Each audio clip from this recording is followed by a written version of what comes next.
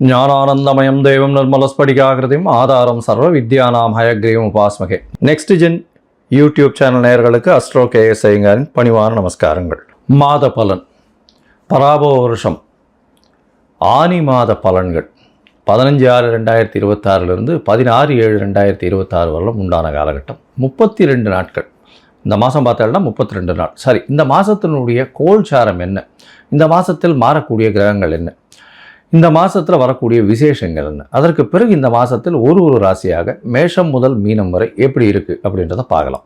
முதல்ல இந்த மாதத்தினுடைய கோல்சாரம் அப்படின்னு எடுத்தோம்னா கால புருஷ தத்துவத்தின் முதல் ராசியான மேஷ ராசியில் செவ்வாய் இருக்கார்.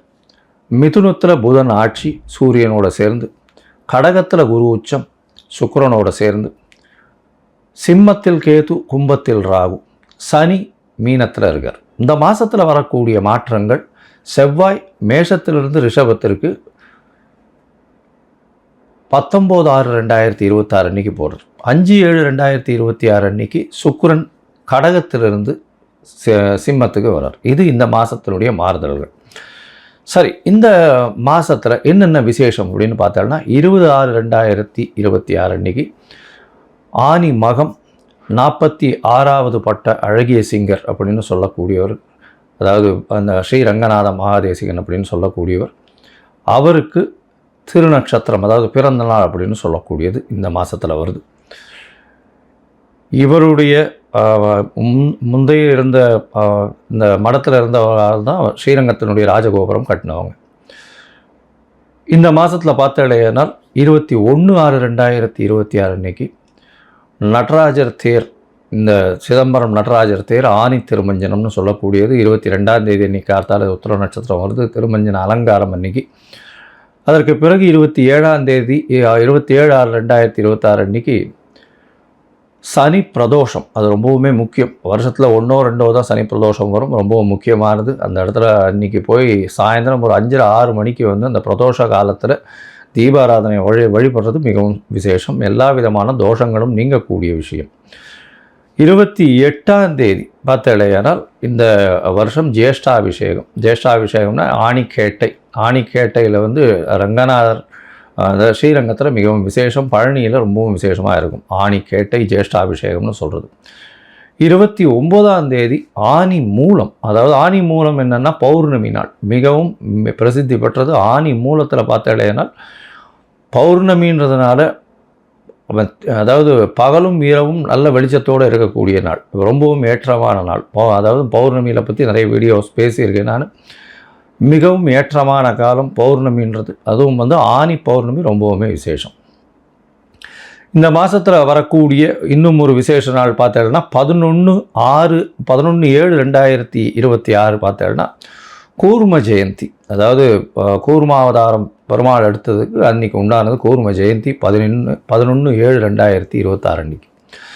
சரி, இந்த மாதத்தில் மேஷம் முதல் மீனம் வரை என்னென்ன மாற்றங்கள் வருது அப்படின்றத பார்க்கலாம். அதற்கு முன்னாடி இந்த மாதத்தில் பார்த்தேன்னா இந்த உங்களுக்கு அஸ்ட்ராலாஜிக்கல் கன்சல்ட் தேவைப்படுறது அப்படின்னா நீங்கள் என்னுடைய மொபைல் நம்பர் ஸ்க்ராலிங்கில் போயின்னு இருக்கும். உங்களுக்கு வேணும்னா ஃபோன் பண்ணிவிட்டு உங்களுடைய date, time, place of birth அதை கொடுங்க.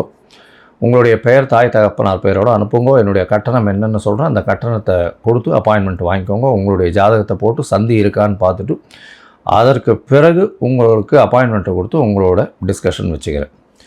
ஏன்னா மோஸ்ட் ஆஃப் த பீப்புள் பார்த்தீங்கன்னா 45-50 வயசு ஆகிறது. அவளுக்கு வந்து இந்த சந்தி இருக்கிறதுனால சில பேர் வந்து 2ஆம் பாதம் 3ஆம் பாதம் அதெல்லாம் மாறி போனதுனால ராசிகளே மாறிடுறது. அதாவது ரிஷபம், மிதுனம், மிருகசீரிஷம் 2, 3 மாறித்தினாலே மாறிவிடுறது. அதனால் வந்து அவங்களுக்கு பாக்கியங்கள் எது, அதாவது சுபர்கள் யார், அசுபர்கள் யார், ஏற்றங்கள் எது கொடுக்கும், எந்த கிரகம் வந்து அவளுக்கு பெரிய ஏற்றத்தை கொடுக்கும், தசாபுக்தி எந்த அளவுக்கு விசேஷமாக போகும், இப்போ இருக்கிற கோச்சார நிலை எந்த அளவுக்கு போகும், எது எடுத்தாலும் தடங்கள் வந்துட்டே இருக்குது, எந்த தொட்டாலும் தடங்கள் வந்துட்டே இருக்குது, இதற்கெல்லாம் காரணம் என்ன அப்படின்னு பார்க்கும்போது அந்த சந்தின்றது ரொம்பவுமே முக்கியமானது. அந்த சந்தியை பார்த்து உங்களுடைய ஜாதகத்தை கணித்து அதற்கு பிறகு உங்களோடு பேசும்பொழுது உங்களுக்கு அதனுடைய பிரச்சனைகள் எல்லாம் வந்து எந்த அளவுக்கு சரி பண்ண முடியுமோ அதை சரி பண்ணலாம்.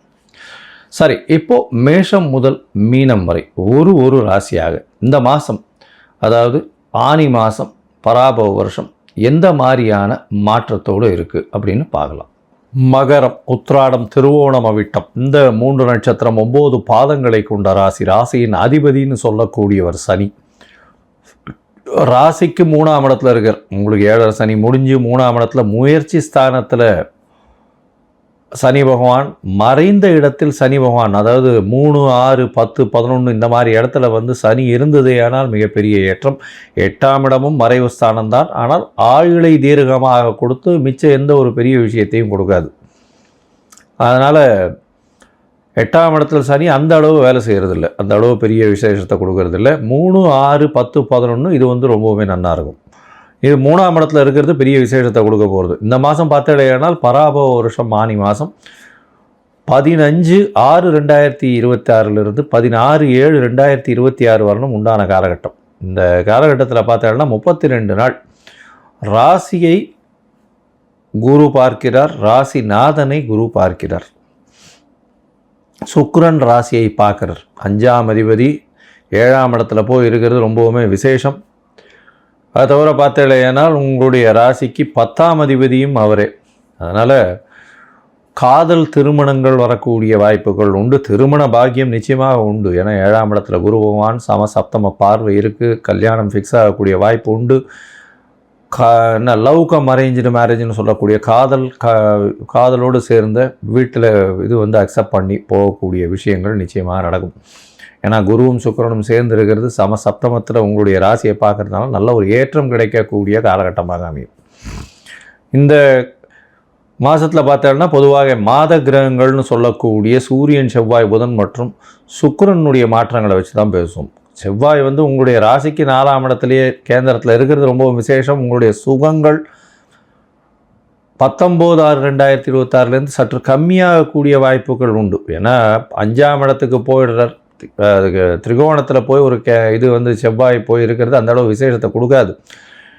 அதே மாதிரி 6ஆம் இடத்துல பார்த்தோம்னா இந்த மாதம் 15ஆம் தேதியிலிருந்தே 6ஆம் இடத்துல சூரியன், 6ஆம் இடத்துல புதன் ஆட்சி பெற்று போகிறது. 6ஆம் இடம்னு சொல்லக்கூடியது ருணரோக சத்ருஸ்தானம். உடல்நிலையில் சற்று ஜாகிரதையாக இருக்கணும். புதன் மாறினதுலேருந்தே கொஞ்சம் மகர ராசிக்காரர்களுக்கு உடல்நிலையில் சற்று பாதிப்பு இருக்கும், மனக்குழப்பங்கள் இருக்கும், உடல்நிலையில் சற்று பின்னடைவு இருக்கும். அது தவிர பார்த்தலையானால் நரம்பு சம்பந்தப்பட்ட வியாதிகள், எலும்பு சம்பந்தப்பட்ட பிரச்சனைகள் இதெல்லாம் இருக்கக்கூடிய வாய்ப்புகள் இந்த காலகட்டத்தில் உண்டு. ஏன்னா சூரியன் உங்களுடைய ராசிக்கு 8ஆம் அதிபதி 6ஆம் இடத்துக்கு போகிறார். 6, 8 ரெண்டுமே சேர்ந்து இருக்குது. 8ஆம் அதிபதியும் 6ஆம் இடத்துல, 6ஆம் இடத்துல அதெல்லாம் இந்த ஆஸ்பத்திரி அந்த மாதிரியான விஷயங்களும் நடக்கக்கூடிய வாய்ப்புகள் நிச்சயமாக உண்டு. இருந்தாலும் உடல்நிலையில் நல்ல ஒரு ஏற்றம் இருக்கக்கூடிய வாய்ப்பு, பின்னடைவு இருந்தாலும் அதிலிருந்து மீண்டு வரக்கூடிய வாய்ப்புகள் நிச்சயமாக இருக்கும். உங்களுடைய ராசிக்கு பார்த்தலையானால் சூரியன் 8ஆம் அதிபதி 6ஆம் இடத்துல போய் உட்கார்றார், அதாவது 8க்கு 11ஆம் இடம். அது தவிர புதன் 6ஆம் அதிபதி 6ஆம் இடத்துல ஆட்சி பெற்றிருக்கு. அதனால் வேலையில் மாற்றங்கள் இருக்கும். அரசாங்க உத்தியோகத்தில் இருக்கவங்கள கொஞ்சம் பின்னடைவு இருக்கும். பிரச்சனைகள் மூலியமாக மாற்றங்கள், அதாவது கோர்ட்டு கேஸு, வம்பு வழக்கு இதெல்லாம் போய் பிரச்சனைகள் வரக்கூடிய வாய்ப்புகள் இந்த காலகட்டத்தில் உண்டு. இருந்தாலும் குருவின் பார்வை இருக்கிறதுனால நிச்சயமாக வெற்றி பெறக்கூடிய காலகட்டமாக அமையும். உங்களுக்கு நல்ல ஒரு மாற்றங்கள் வரும். மொத்தத்தில் பார்க்கும்போது இந்த மகர ராசிக்காரர்களுக்கு நல்ல ஒரு ஏற்றம் இருக்கும். ஏன்னா குரு பார்வை இருக்குது, சுக்கிரனுடைய பார்வை இருக்குது, தொழிலில் பெரிய ஏற்றம் இருக்கும், திருமண பாக்கியம் அமையக்கூடிய வாய்ப்பு, காதல் திருமணங்கள் வரக்கூடிய வாய்ப்பு. இருப்பினும் உடல் நலத்தில் ஜாகிரதையாக இருக்கணும். சூரியனும் புதனும் சேர்ந்து இருக்கிறது 6ஆம் இடத்துல அந்த அளவு விசேஷத்தை கொடுக்காது. அது தவிர புதிய கடன் அமையக்கூடிய வாய்ப்பு, கடன் எல்லாத்தையும் கொடுத்து முடிக்கக்கூடிய வாய்ப்பு, மறைந்த இடத்திலிருந்து திடீர் பணவரவு, திடீர் விஷயங்கள் வரக்கூடிய வாய்ப்பு, ஷேர் மார்க்கெட் இந்த மாதிரியான விஷயங்களில், ஷேர் இன்சூரன்ஸ் இந்த மாதிரி விஷயங்களில் திடீர் ஜாக்பாட் அடிக்கக்கூடிய வாய்ப்புகள் உண்டு. உங்களுடைய ராசிக்கு 4ஆம் இடத்துல இருக்கக்கூடிய செவ்வாய் 5ஆம் இடம் போகிறதுனால ரியல் எஸ்டேட் தொழிலில் இருக்கிறவர்களுக்கு நல்ல ஒரு ஏற்றம் இருக்கும். அது தவிர கருப்பு மண், நிலம், அது தவிர பூமிக்கு அடியில் கிடைக்கக்கூடிய கிரானைட்டு, எண்ணெய், எள்ளு இந்த மாதிரியான விஷயங்கள் மூலியமாக நல்ல ஒரு ஏற்றம் கிடைக்கக்கூடிய வாய்ப்புகள், இரும்பு சம்பந்தமான விஷயங்களில், லா அண்ட் ஆர்டர் சம்பந்தமான விஷயங்களில் பெரிய ஏற்றங்கள் கிடைக்கக்கூடிய காலகட்டமாக அமையப்போகிறது.